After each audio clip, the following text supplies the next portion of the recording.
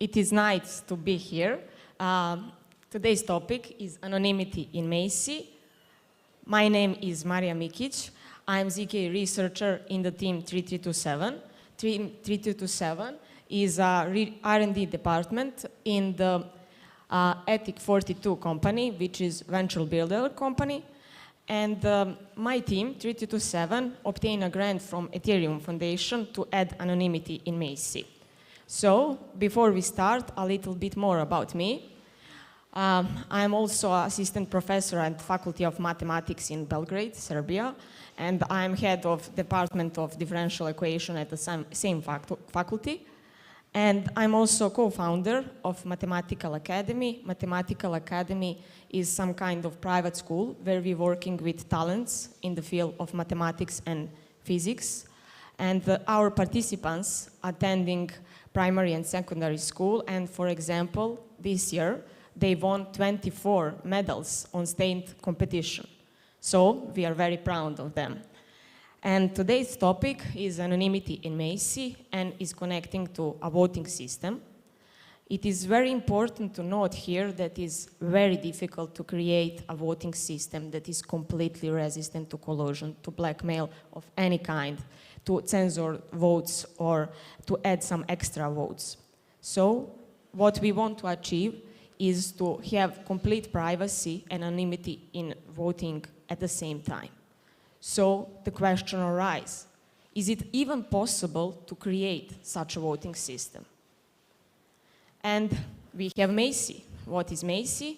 MACI is Minimal Anti-Collusion Infrastructure.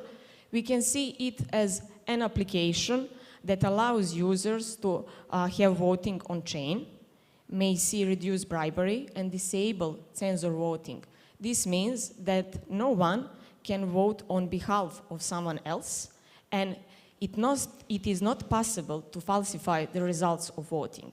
The initial idea related to this MACI project came from Vitalik, and we can also see MACI as a collection of ZK circuits, smart contract, and TypeScript packages that we can use to build our programs on top.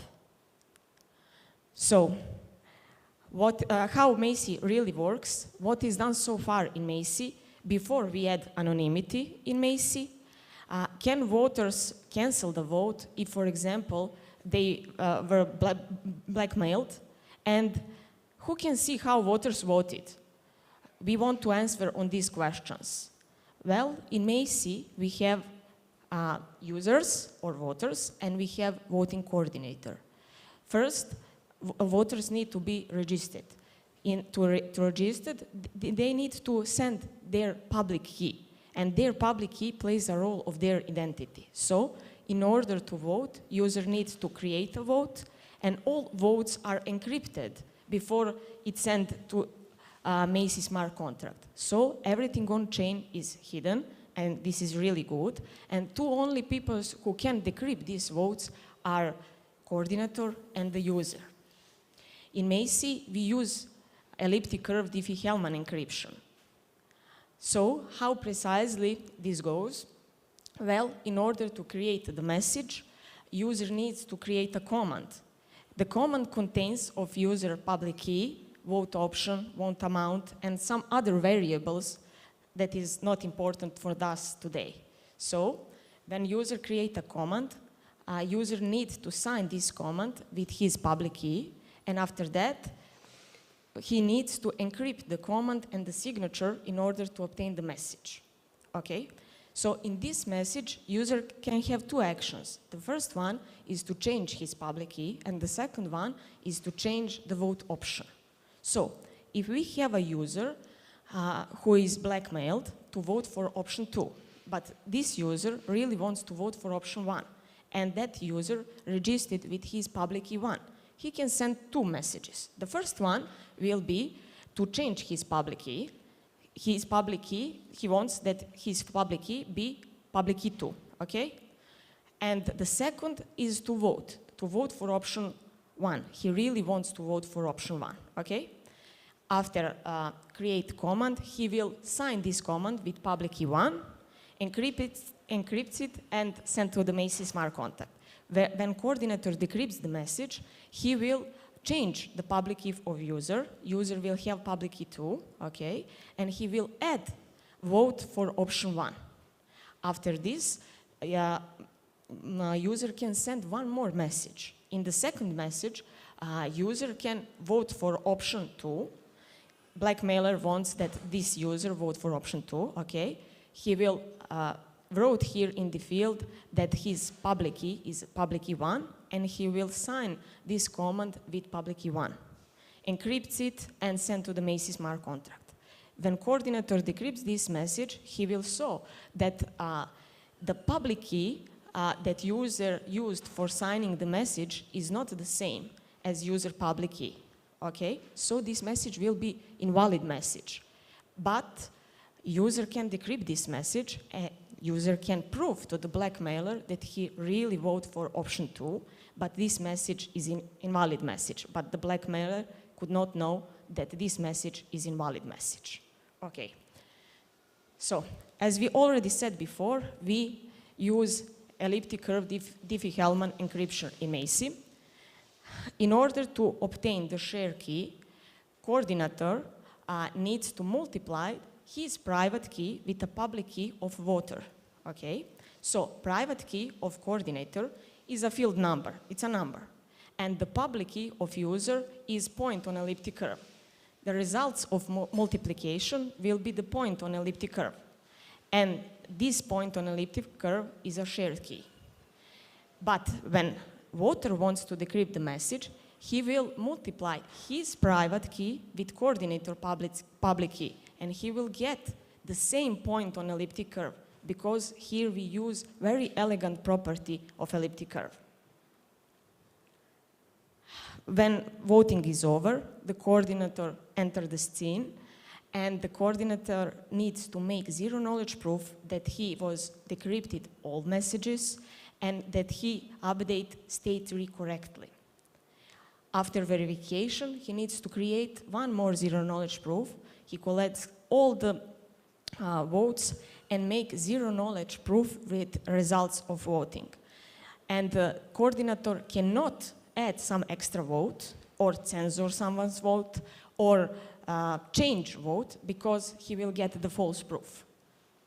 And this is very nice feature, and we want to save it, but we saw that the burning problem in MACI was that coordinator can decrypt all the votes. So if we have a malicious coordinator, he can pass on the information, and we don't want to have it. So we want to add anonymity in MACI project. How to do that? Well, we need to use ELGAMAL encryption, we need to use re-randomization, and of course, we need to use zero knowledge proofs. So let's start. How ELGAMAL encryption works. When we have a voter and coordinator, in order to obtain their public keys, they need to multiply their private keys with generator point on elliptic curve. So private keys are field elements, numbers, and the public keys are points on elliptic curve. When user wants to encrypt the message using ELGAMAL encryption, he needs to have inputs, that is some random variable x, public key of person who will decrypt the data, and of course the secret message. In our circuit, we will calculate the big X. The big X is the result of multiplication little x with generator point on elliptic curve. So, if someone wants to know little x, he cannot do that, because we have discrete log problem. In order to assign our message to point on elliptic curve, we have map to curve problem, and this is very hard problem. But in our case, it was very simple, because we only need to encrypt two states, 0 and 1, so we can easily have map, bijective map, that assigned message to the curve point. For example, we use base point and infinity point for this. And after that, in circuit, we need to calculate ME, which is the result of adding point M, which represent our message, two results of multiplication of little x with public key of person who will decrypt the data. And the output of the circuit will be ME and big X. When person wants to decrypt this secret message, he needs to calculate little x multiplied by public key of person who will decrypt the data. But this person cannot know little x because we had discrete log problem. So he will calculate the result of multiplication of his private key with a big X. He obtained big X, so he can calculate this, but here we will get the same result as the result of multiplication of little x with his public key, because we use a very elegant property of elliptic curve. So this person can decrypt the data. It is very important to note here that here person who decrypt the data don't need to know public key of person who encrypt the data, and we don't have it in elliptic curve Diffie-Hellman encryption. We also use re-randomization. We use re-randomization when we want to convey the same two ciphertext, but we don't want to see the link between them. Okay, so the function that re-randomized this cipher existing ciphertext to some another ciphertext is created in such a way that these two ciphertexts can be decryptable using the same public key. And of course, when we decrypt this message, we will get the same message. Okay, how we use all of this stuff? When we want to save two nice features that we already had in MACI project. For example, we want to save that person can change his public key and can change his vote, because then he can prove to the blackmailer that he really voted for option that blackmailer wants to vote. But this message, of course, will be invalid message. And of course, we want to all the messages, all votes be encrypted and stored on chain. But we also want to add anonymity. We want to add that coordinator cannot see how voters voted. So in order to obtain that we need to disable coordinator to see the link between the old and the new public key of a voter. So we need to have two more messages. The first message will be to deactivate their public key, not to change, to deactivate. After that, coordinator will add this public key to the set of deactivated keys, okay?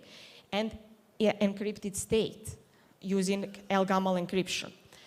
In order to generate a public key, person needs to make zero knowledge proof that his old public key belongs to the set of deactivated keys, okay?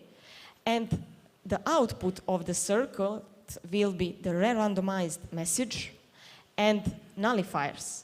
It is very important here to note that the nullifiers are important because we need to make sure that user can generate exactly one public key. So in this way, coordinator cannot know the link between the old and the new public key. And we add anonymity in MACI. Thank you.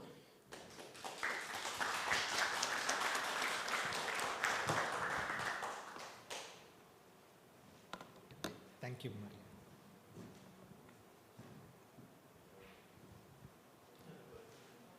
You had a question? Sorry. Maybe one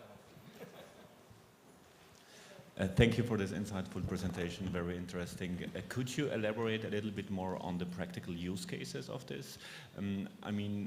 Which types of votings would you like to process? What is the practical application?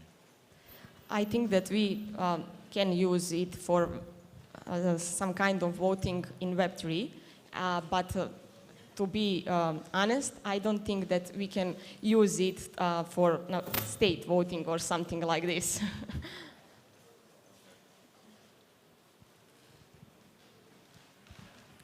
So do you think this is going to be like a smart contract, or does it require some other infrastructure? Yes, we use a smart contract for verification of the proof. Not only. Thank you. You can always get in touch with the speaker of the floor or of the stage.